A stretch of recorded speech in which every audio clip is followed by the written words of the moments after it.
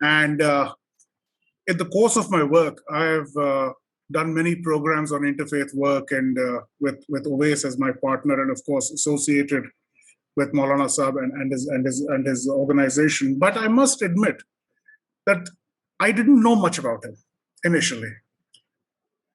This was something which was not part of our daily work in AJC, nor at least in my side of AJC. Rabbi Rosen would mention it, that he had people there, and when I would speak about it to many Islamic scholars and others, they would talk about, have you associated with Maulana Sahib? I said, not as yet. Whenever there would be any kind of a conversation on interfaith work, on understanding Islam, his name would always come up on top, always. And I had the fortune of meeting Maulana Sahib twice, one with Rabbi Rosen and one on my own when I came to see him about a couple of years ago. And even then, although his health was not at the best of times there, even then, I still remember sitting down, and every word he said had such wisdom in it, every single word. It was worth listening to what he had to say at all times. And I regret that I didn't have too much time to listen to him at all times for many, many years in the past, and that I didn't know about him for a long time. Unfortunately, we lost him just last week, just 4 days ago. May God bless his soul. But I would be grateful, and I'm thankful that there are people who carry out his work around the country, around the world, who are familiar with his work, and the legacy is carried out forward. And I think this event is not our usual format of a panel discussion where it's a question answer session kind of a thing. Here we would like to celebrate his life. Here we would like people, to whoever is hearing in and joining in, to understand what the person behind the Maulana, the greatness behind the person. He may have had that look where some people who are not familiar with his life, and others have got that look, which is, oh, he's got that austere look, and oh, he's very serious and all that. On the contrary, the person had a very good sense of humor. Maulana Sahib, he used to simplify things so that others would understand. And he never ever hesitated in giving a response, the appropriate and the correct response to whatever was asked of him. So this is going to be a very relaxed 1 hour where we are going to discuss his life, and we will, I think, start. The best way is to have a short prayer in his memory, and I'd like to invite Hafiz Saab to begin his first by him and then by Rabbi Rosen. Thank you.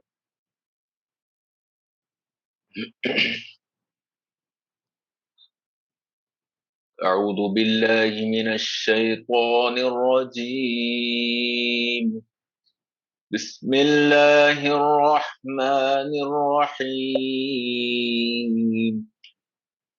يا أيها الذين آمنوا استعينوا بالصبر والصلاة إن الله مع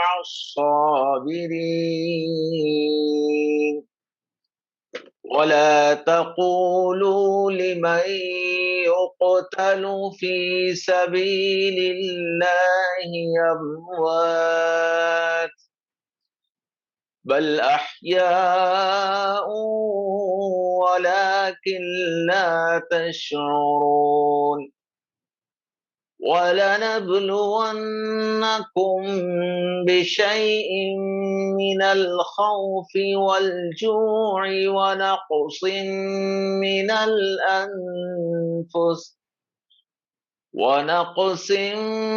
الأموال والأنفس والثمرات وبشر الصابرين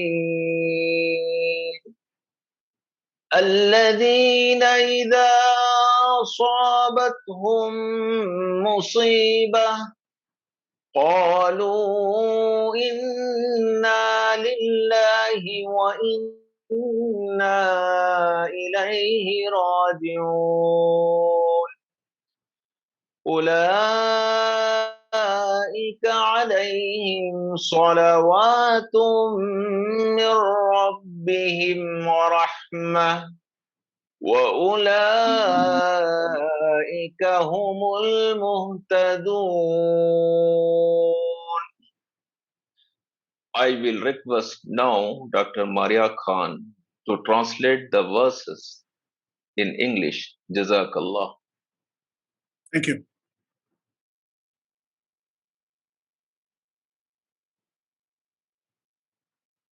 In the name of God, the most gracious, the most merciful. You who believe, seek help through patience and prayer. Surely God is with the steadfast. Do not say that those who are killed in God's cause are dead. They are alive, but you are not aware of it. We shall certainly test you with fear and hunger and loss of property, lives, and crops. Give good news to those who endure with fortitude. Those who save and afflicted with a calamity. We belong to God, and to Him we shall return. Are the ones who will have blessings and mercy from their Lord. It is they who are on the right path. Amen. Shukriya, Maria ji. Shukriya, Hafiz. And may I call upon David, Rabbi Rosen, to. The traditional Jewish memorial prayer is called El Malei Rachamim, which means, O Lord, abundant in mercy, and therefore, in essence, is similar to the reference to the creator and guide of the universe as Ar-Rahman Ar-Rahim. This prayer calls on God, acknowledges that the departed has been received, and prays for the eternal elevation of the soul to God's closest proximity, and that the bond of that memory will be bound up in the bond of the living. El Malei Rachamim, Shochen Bamromim, המוצא מנוחה נכונה תחת כנפי השכינה, במעלות קדושים וטהורים, כזוהר הרקיע מזהירים את נשמת מעולנה וחידודין כאן, שהלך לעולמו. אנו מתפללים להזכרת נשמתו, בעל הרחמים, יסתירהו בסתר כנפיו לעולמים. בצרור החיים את נשמתו, אדוני הוא נחלתו. ינוח בשלום על משכבו, ונאמר אמן. Amen. Thank you. Thank you, David. That was absolutely lovely. Difficult subject, but let's kick it off, and let's, as we said, we'll talk about the man behind, the family man as well, behind the Maulana Sahib. And Maria, if I can start off with you, how you've grown up with him as his granddaughter. I've seen the close interaction that you've had. How would you describe him just as a grandfather, rather than the renowned, well-known, world famous Maulana Sahib? Thank you. Thank you, Mr. Arjun. Thank you, Brother Uwais. And seeing Rabbi Rosen on the panel, the memory came back alive when he last visited Maulana at his home in Delhi in the year 2017. And at that point, Dr. Rajat and even Professor Farida Khanam was in the room. And I remember it was a very fruitful and a very peaceful meeting and exchange. And I was just listening to a member of Center for Peace and Spirituality from Kolkata, Mr. Muhammad Abdullah, and he was sharing his remarks on the passing of the Maulana. And he said that, he very rightly said that it seems that Maulana was a giant tree of learning and wisdom. And we are still sitting under the shade of this tree, which is providing us with coolness and peace. So this is, I think, exactly what I feel about the Maulana. And I started seriously interacting with Maulana when I was barely out of school. And the first discovery that I had of Maulana, or the first attribute of his which I discovered, was that he really respected every person, because I was extremely junior at that time, very immature, I had no knowledge. And I used to pester him with a lot of questions. And he would patiently answer all of my questions. And not only that, he would then call me back and ask me, I hope your questions have been answered, and if you have any further queries in your mind. So this is the way Maulana really trained us all. And in every young person, I saw that Maulana saw great potential, and he inspired and guided us to fully actualize our potential. And one of the things which I think everybody who came close to Maulana noticed was that he was extremely open and very approachable. So he did not have the demeanor of a grand, imposing figure whom you could speak only from a distance or after taking extensive appointments. Rather, I noticed that Maulana would generously share his wisdom with anyone who came to his home. And one of his ways, very interesting ways of involving a person in his conversation, was that he would ask that person's opinion on what Maulana shared with him. And if you differed with Maulana or if you criticized Maulana, he appreciated all the more. So this is a very important memory that I have of him. And also, unlike most Islamic scholars, when you met Maulana, he would not start a monologue. He would not start a sermon.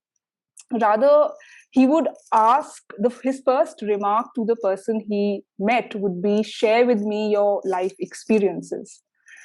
And that person would share some of his life experiences with Maulana. And I also remember he once said that I met the head of a gang of robbers, a dacoit. And when he met that dacoit, Maulana sat with him comfortably and asked him also, please share with me some unique experiences which you may have had in your life. So in this way, Maulana was a learner. He was a person of absolute humility.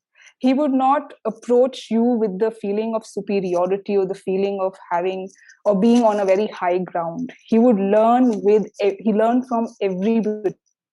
And interestingly for me, I learned that from these experiences that he gained from people, he would extract principles of human psychology, principles that govern human life. And all his readers and listeners would immensely benefit from these real life examples that he quoted. And what was very special about Maulana, especially when you interacted with him, was that he would instantaneously come up with some creative formulas.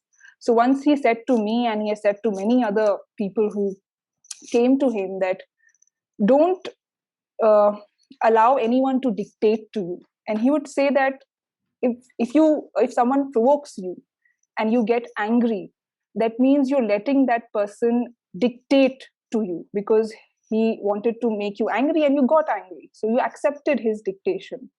So this is one of his favorite advices to me: don't let anyone dictate to you. So this is briefly some of the thoughts that I could share. Now over to Mr. Arjun. Thank you. Thank you, Maria. That was really interesting. Yeah, it explains what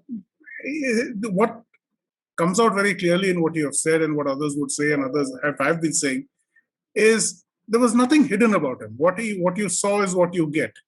This is who he was. Whether it was in terms of scholarship, whether in terms of interaction with people, he was completely open. He did not hold his fame, his knowledge as something that is superior to others or something. And that is an example which I think everybody from all faiths should and people should take in incorporate them into their lives. Farida ji, as I understand, he was also, and not very, and considering his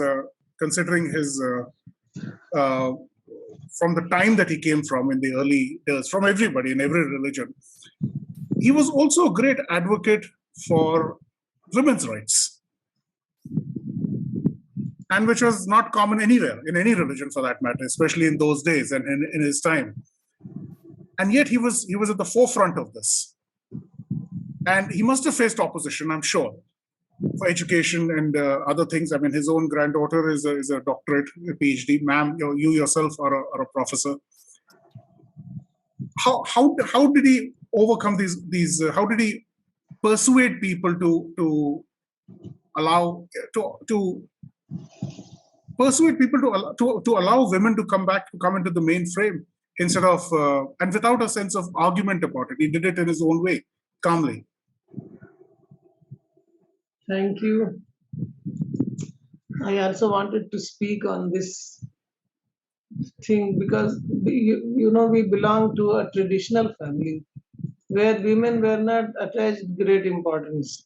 They were meant to live in their home and not going out and study. So and we lived in a village. So it's quite strange how he gave us full freedom to study, to do whatever we wanted to do, to go out, to even to criticize him. He would ask me to criticize on his writings. So he gave us full freedom, I think, because he was an embodiment of the spirit of inquiry, of the freedom of expression. So he thought that this is the only way for a community, for a nation to go forward, to give them full freedom of expression, religious freedom, and all kinds of freedom. He never told us to do not to do this thing or not to do that thing. So even even these days when he was quite sick, so I used to go to him. He would say, "Don't stay here. Don't waste your time. You go and study. You go and study." So I said, "No, I want to stay here." So his emphasis was so much on knowledge that even till his last breath, he wanted to know more and more and more. Whenever any visitor came and he was not able to even talk, he was so weak. But he said, "You have got something to tell me. You have got some new news, something to tell me." So just always he was just avid. He was thinking all the time, whether he was reading or he was eating or he was doing anything, he was thinking all the time. And he wanted that those values to inculcate in everyone who came in his contact, not only his family. He never discriminated between one and the other. So he wanted these values to be inculcated in everyone. He said that you live the life of a scholar. Don't waste a single moment. You have been given only one life on earth, and you will reap the fruits of whatever you have done. And he emphasized on intellectual development more than anything else. And for that intellectual development, he thought that freedom of expression is must. So I think that is the reason why he gave so much importance to learning, to education, and he lived in a remote village. So that is quite not understandable how he developed that culture in that remote village of studying all the time. While he was even walking the road, he was studying something, some paper, some book, something. And his mother said that one day you will meet with some accident if you are doing like this. But he could not live without studies. So then he also was an embodiment of peace and spirituality. So that attracted us so much, and he gave full, uh, with full conviction, he gave arguments for peace, and he developed his writings were so powerful that he managed to transform people's minds and hearts, and everyone says that because we believed in uh, in traditional knowledge of religion, we were observing forms of religion. It is through his writings, through his contact, that we have discovered God. Through his contact, we have discovered God, and we know the spirit of religion. So the spirit of religion was very, very different from the form that everyone was following. So in our organization, it is women who are very, very active. So many women are working in different fields, online programs, they are giving lectures, they are producing, editing his writings. So he wanted them, he said that women are more spiritual in nature, so they can work much more. And because they were not given opportunity, so they wanted to work like Dr. Nagma, who is a CPS member. When she came, she told me that she wanted to do something, and whenever she went to any religious head or religious person, and she wanted to know that how she can involve herself in religious work, so no one encouraged her. So when she came to Maulana, Maulana said, you she when she heard him, he said, these your ideas must be spread, communicated to everyone. He said that you do this, who is stopping you from doing this?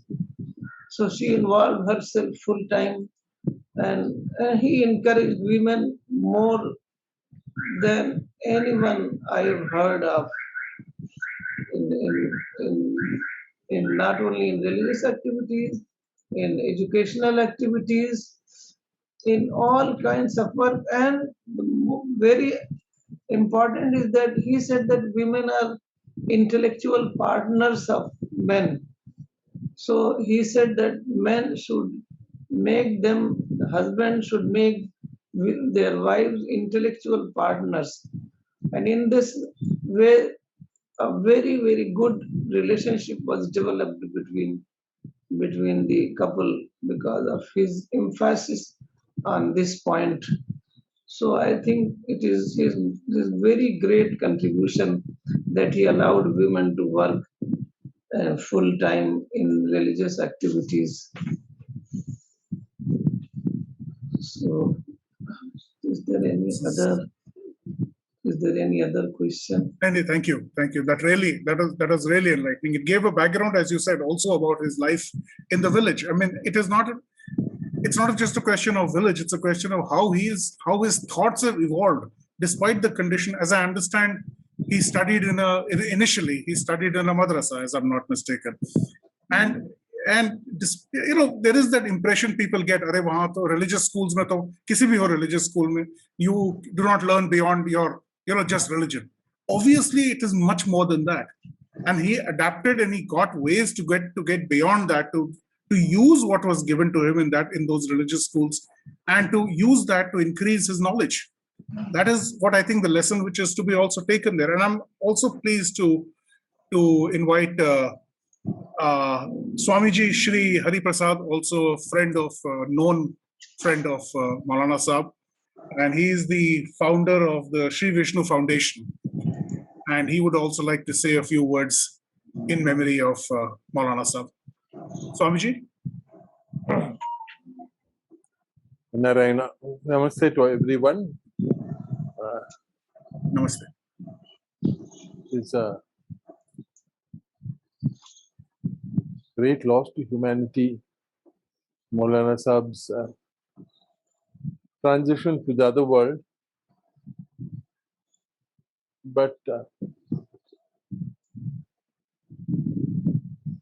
we must also remember the great body of work which he has given us, his books, his talks, and even at a very advanced age, he was giving regular sermons through the net. He was very open to the new technologies that have come, and he would give talks through YouTube, through various ways. When I went to see him in 2016, we were not very sure whether we would be able to meet him, and Dr. Rajat was there, and he organized the meeting. And Maulana Sahib was very quiet. We explained about how we have a peace conference every year and how this peace conference is very important, and that to bring people together and understanding. And he listened to everything silently without. I was wondering, why is he so silent when we are talking?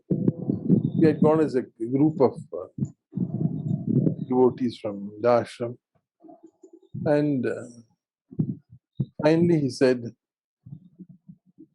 the work you are doing is exactly the same work that is done here, and I'm very happy to hear of all of it, and I hope that you will continue this work. I am not able to come to Chennai for your meeting because your peace conference, because I'm too old for that. But from here I will send my prayers and blessings. So that was a very cheering thing. And we met Professor Farida. I don't know if she remembers me. And then he gave us a lot of his books, which is very, very interesting in that sense that we could see the detachment of his thought. Normally, we don't see in a great scholar detachment. They have some sort of link to some favorite idea. But he was able to look at everything as a whole. And he was able to analyze the difficulties of the Muslim community like a witness, the Sakshi, we say in Vedanta.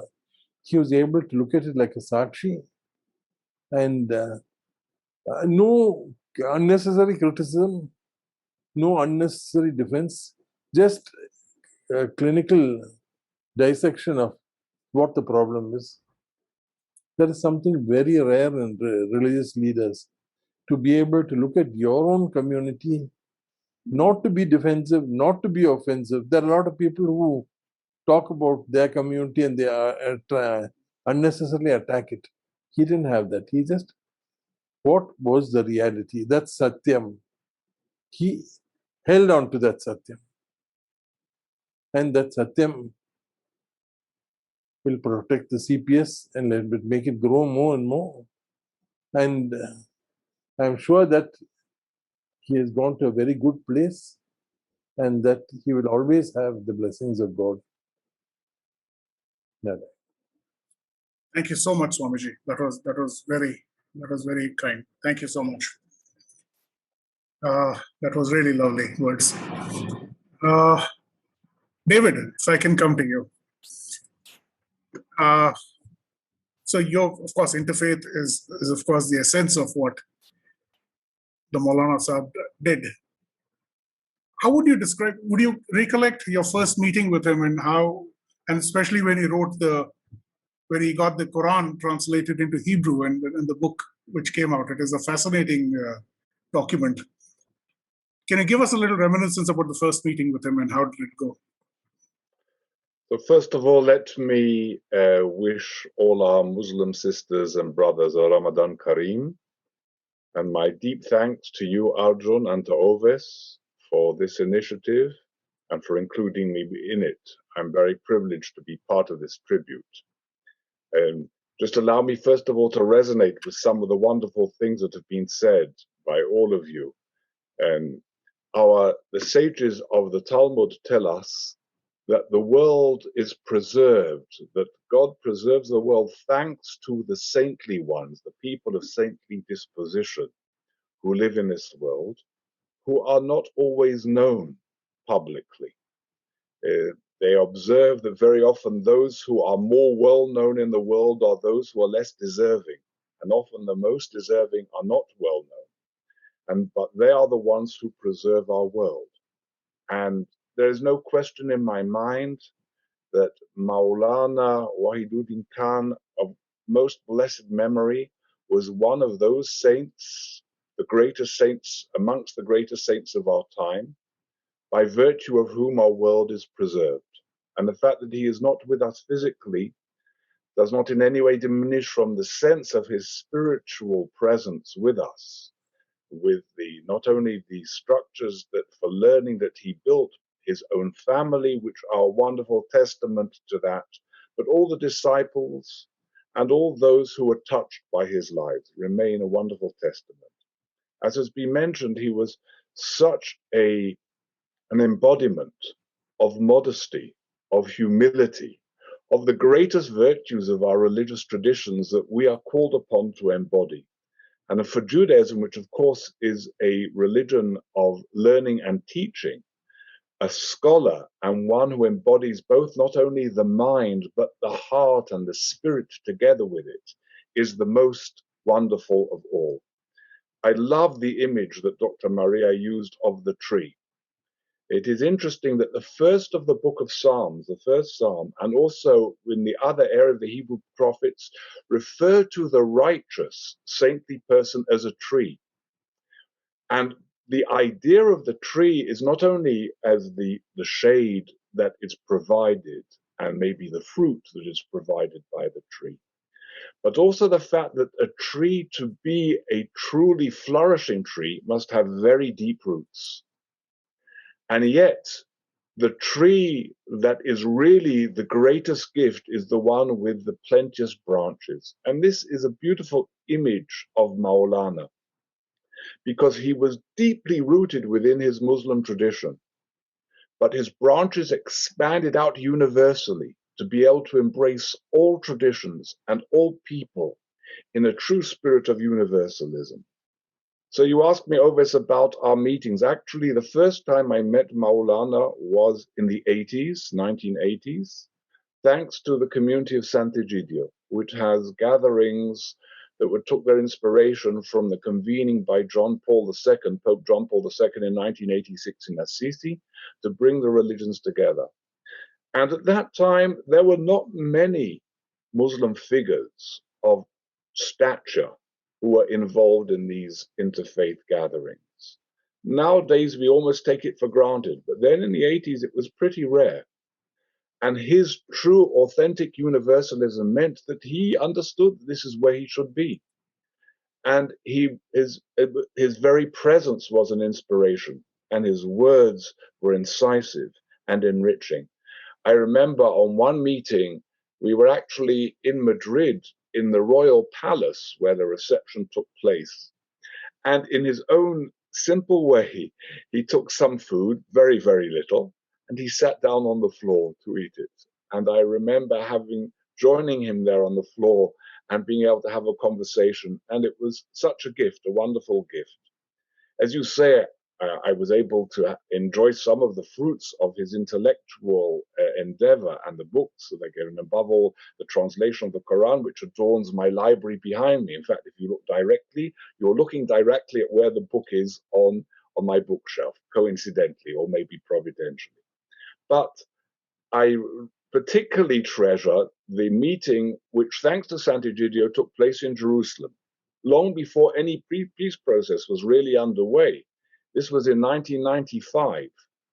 And we had a gathering, a Muslim, Christian, Jewish gathering, in other words, representing the local indigenous communities. And it was attended by great personalities. Cardinal Etchegaray from the Vatican, one of the great cardinals of the time, also a man of big heart. And Maulana was there, and we planted together a tree actually in the garden of the Armenian Patriarchate in the old city of Jerusalem, an olive tree as a sign of peace. And then, of course, he was here in 2008 at the Perez Peace Center, where he gave a very profound, impressive speech that was indeed very courageous, really far-reaching in terms of a vision for peace and reconciliation. Again, a wonderful quality of the Maulana was that he didn't think he was courageous, and he certainly didn't expect to get any kind of accolades for it. For him, he was just talking what seemed to him to be right, good sense, wise, and what our religions really teach us. And he advocated for what is possible, to be pragmatic. This was another very important point. Of course, the values were fundamental. But to be able to get on your high horses and claim that you have something exclusive and that you will therefore have to essentially be in some way rejecting of others, this was completely against what he understood to be the authentic spirit. He understood the authentic spirit of Islam, and therefore of all true religion is to find the way forward, to find compromise, to find some form of opportunity, as he used it, to be able to reconcile and to promote peace. He was really one of the great peacemakers, and all our religions tell us that there is none greater than that, because our religions tell us that the name of God, of Allah, is peace, and therefore those that pursue peace are truly the godly ones on earth, who therefore sanctify God's name. And such he was, and such is my privilege to have known him, even as limited as my knowledge was, and to be able to benefit from his wisdom and inspiration, and that memory I will always take with me, and his memory will always be for a blessing. Thank you. Thank you, David. That was absolutely lovely. Happy memories. That's what continues after the body is gone. We will get back to you on this. Rajat, we're not forgetting you. Can you tell us?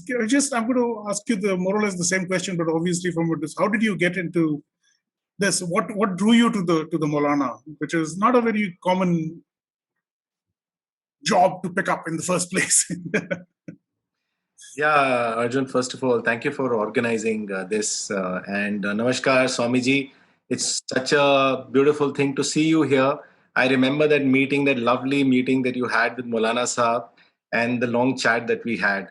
And of course, Rabbi Rosen, whom I had met many times in Jerusalem as well as in India. So it's really wonderful to see Rabbi Rosen. And Owais Sahab, Assalamu alaikum. So it's very interesting question that you put, that how did I meet Maulana? Because to me, Arjun, it's like a God-sent blessing. To me, when I met Maulana, it was way back in 2001, about 21 years ago. And it was a chance meeting. There was a common contact who introduced me to Maulana. And at that point of time, I was passing through, I would say, a spiritual bankruptcy phase. I was into a lot of things, and there were a lot of existential questions that were there in my mind. And then, a common contact, Khalid Ansari, he said that there is one person, Maulana Wahiduddin Khan, who addresses modern mind. Why don't you go and meet him? But I was extremely reluctant because he was a Muslim, and to be very honest, I come from a very strong Hindu background, and my entire life, in my school, college days, in my MBA days, even when I started working my first job with American Express, I did not make any single Muslim friend. So to me, that came as something not very pleasant. But then still, I thought that okay, the urge to get spiritual answers was so strong. Let me go and try out this one gentleman, Maulana Wahiduddin Khan. And so I went and to his residence, and there was Farida Appa and Maulana, and we began to chat, and I realized that he is like an X-ray machine, Arjun. If you sit before him, he will chat with you for 1 minute, and that chat is exactly to size you up, what kind of mental level you are. And the reason is then he would come down to that level to explain things so that you can understand it better. That was his way. So he immediately sized me up.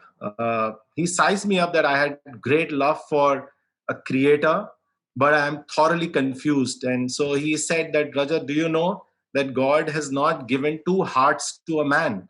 You cannot say that you love God, but you can't love his creation. So he could sense that I had deep hatred. And then, sort of his spiritual surgical process began. And, I realized that if you were to ask me that how would I define Maulana in simple terms, I would just say a well-wisher for entire humanity, extremely duty conscious. He would tell every CPS member, don't come to me with rights. I don't understand this. What are your duties? So you have to, if you really are truly a servant of God, you should not bring the word right consciousness. You should be duty consciousness. So extremely, extremely sensitive person in terms of every aspect of life. He would use every incident to convey a message, and that message would always be urgent to sort of connect you with your creator. There was one very interesting incident that happened, which I would like to share. We'd gone to somebody's house, and Maulana, of course, would not hesitate to, hammer a person as an elderly father or a mother to straighten up.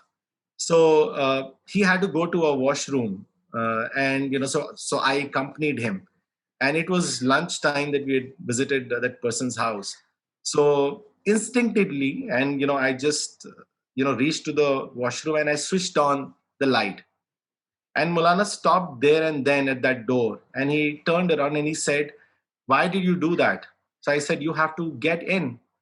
So he said that, "Don't you see there is enough light? Why do you want to waste the light? Just because you can afford electricity does not give you the right to waste God's resources, whether it is food, water. If you don't have the capacity to produce it, you have no right to waste it." And I sort of got a 5-minute download, Arjun, from that day, about 12, 13 years back. Even when I leave my room or I leave my office cabin, I switch on the light. I tell my team, my colleagues, don't waste light. This is, something that has been given by God Almighty. You have no right. So Maulana was, like simple person to the core. He would always emphasize that, what will you guys do? You are not on a simple living and high thinking plane. You have a long life ahead. And he would sleep on the floor.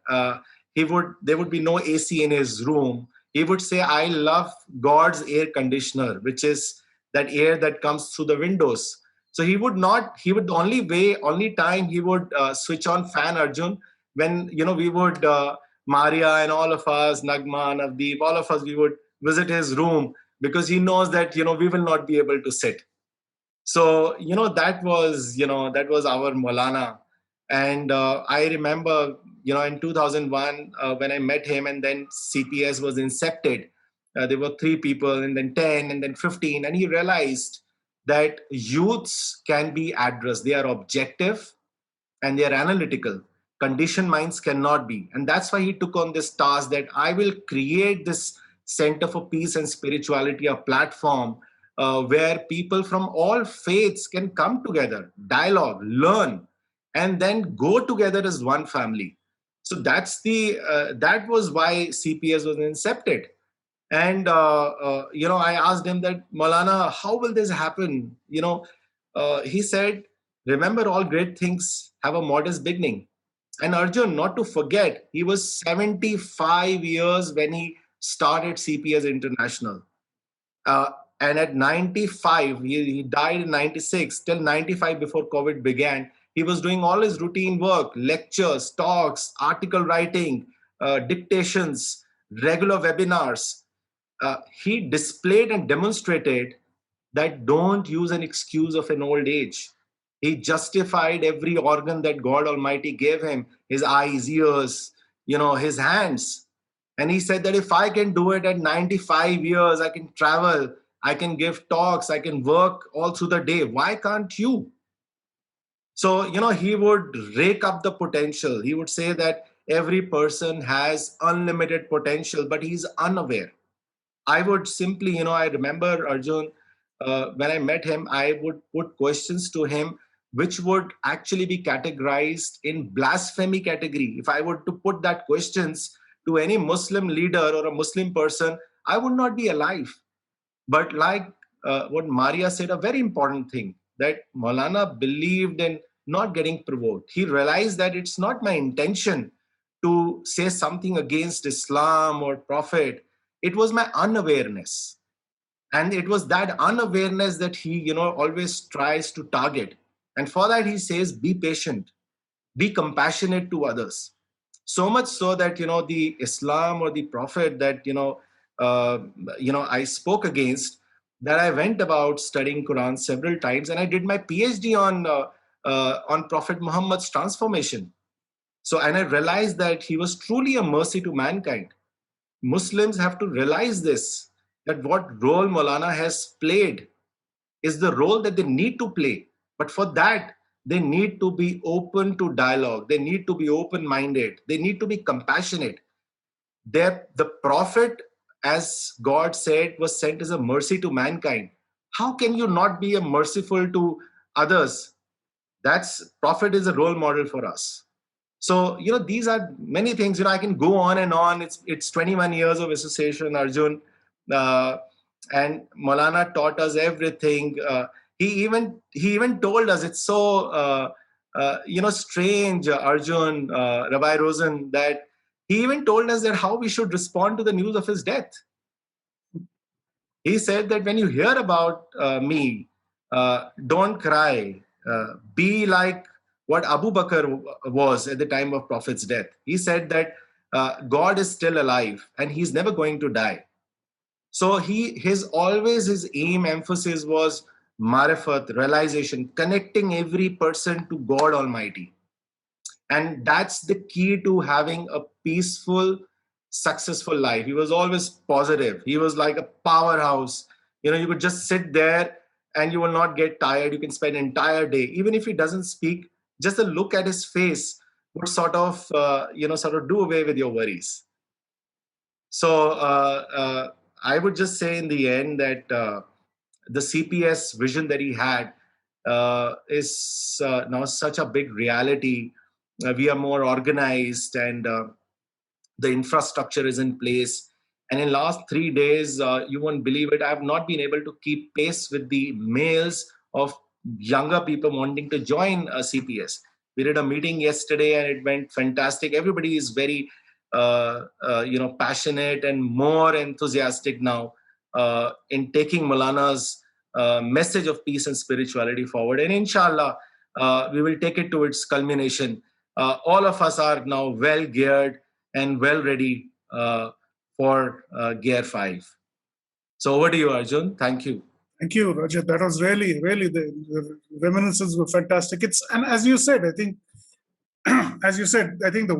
his best legacy is people like you, like Maria and others who are taking the story, the next generation, which is taking the story forward, taking the narrative forward. And the that his word is spread, and not just in India or the subcontinent, but around the world, the better it is, the more that's a sign of success. It is not a question of money or political power.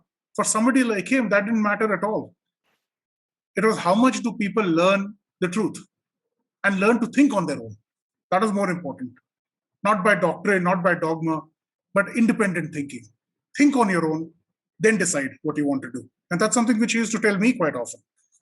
He says, "Who's told you this?" I said, "Well, I read it somewhere."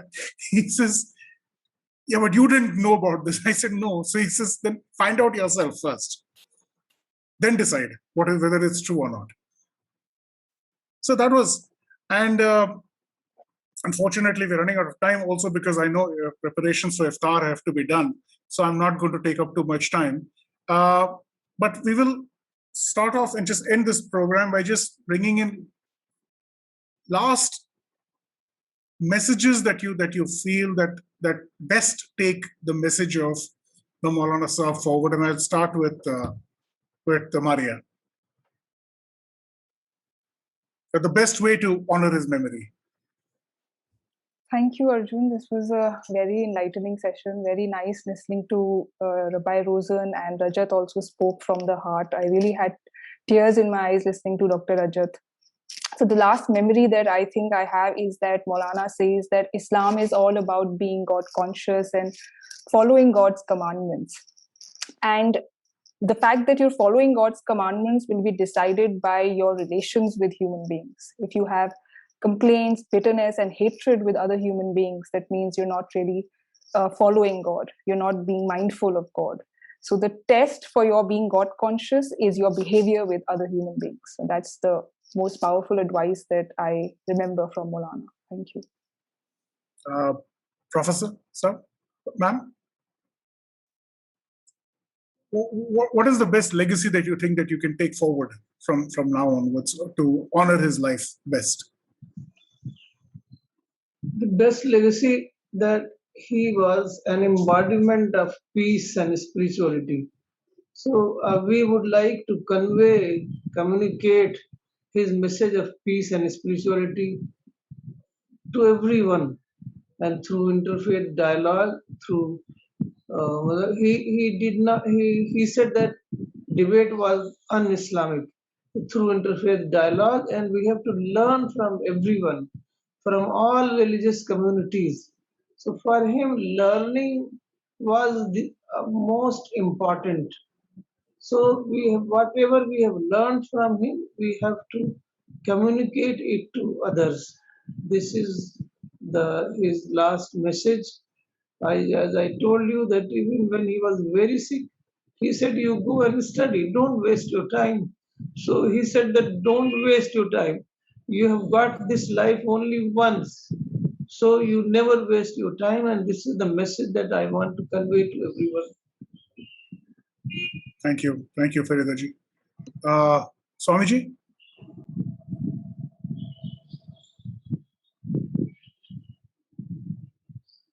Struck me very much, both in his books and the conversations we had, and the messages also which were I'm sent. sorry, we can't hear you, Swamiji.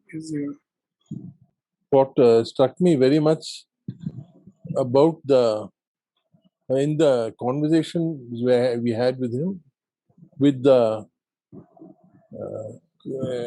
in his books and in his communications also through his representative here in Chennai, was of a person without any pretenses, without any pretenses to being more than what he was.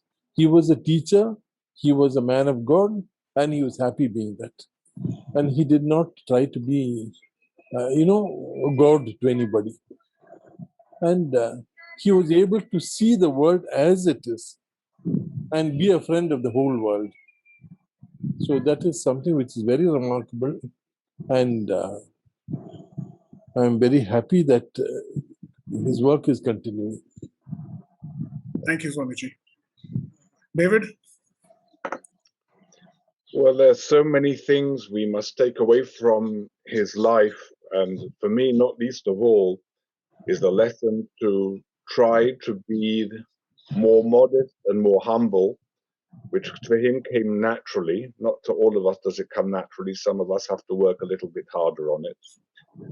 But we have, within the Jewish tradition, we read the cycle of the Torah, the 5 books of Moses, in an annual cycle. And just this Shabbat, this Sabbath, we're reading the passage which tells us, and you shall love your neighbor as yourself.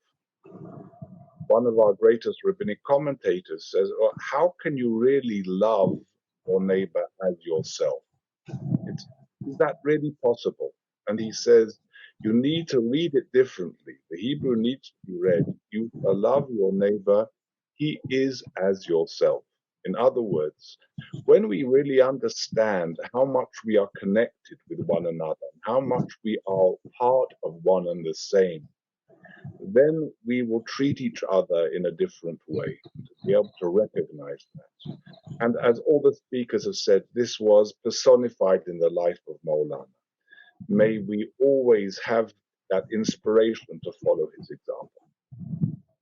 That is lovely. Thank you, David. Rajat, last words? Arjun, there is one verse that he emphasizes quite a bit to all of us and wherever he went, India and outside. And it's chapter 41, verse number 34, where God says that good and bad are not equal. Repel evil with what is good, and you will find that your enemy has become your dearest friend. So Maulana always said that the equation is not between enemy and friend. The equation is between a friend and a potential friend. A true tribute to Maulana Sahab would be to take entire humanity as one family and not as we and they, not as Jew, Christian, Muslim, Hindu. He never did that. So the only thing that is needed is to do away with hatred, negativity in one's heart. Reach out to the whole world, to every member of the other community. That's what he wanted. That's what his dream was, and that is what he would want us to do. No hatred, no negativity, and treat entire world as one family. That's absolutely. I think this is a message which we hear from many religious scholars, etc. But the depth of what the Maulana meant and how he said it is what made the difference. That he truly believed in it. No, it wasn't just lip service. It was something that he truly believed in. And that came through whenever there was an interaction with him. And I think this session itself is a great example of how what in a way, what kind of a legacy he has brought in, where there are Hindus, Jews, Muslims who have come together to honor the man whom majority of people have heard about, the legend, but didn't know about. So we are, something that at least people could see. What has he done? What is the legacy? That this is a result of his legacy that he's brought in. And I will leave this last word and wrap up to Owais, who has also worked closely with the CPS. And Owais? Thank you, Arjun. Maulana Sahab had believed that we are living in a world of multi-religious, multicultural, multi-ethnic societies. And in such a society, positive interreligious dialogue is of the essence. It is of importance. And the aim of dialogue, which he promoted, was to seek peaceful solutions for controversial matters in spite of the differences. Maulana Sahab had promoted respect and honor by awarding it to everyone.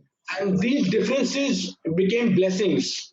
And only then the results will incorporate into dialogue and sharing of views, which will lead into intellectual development, which will be a boon for everybody in the society. I would like to share a small little story.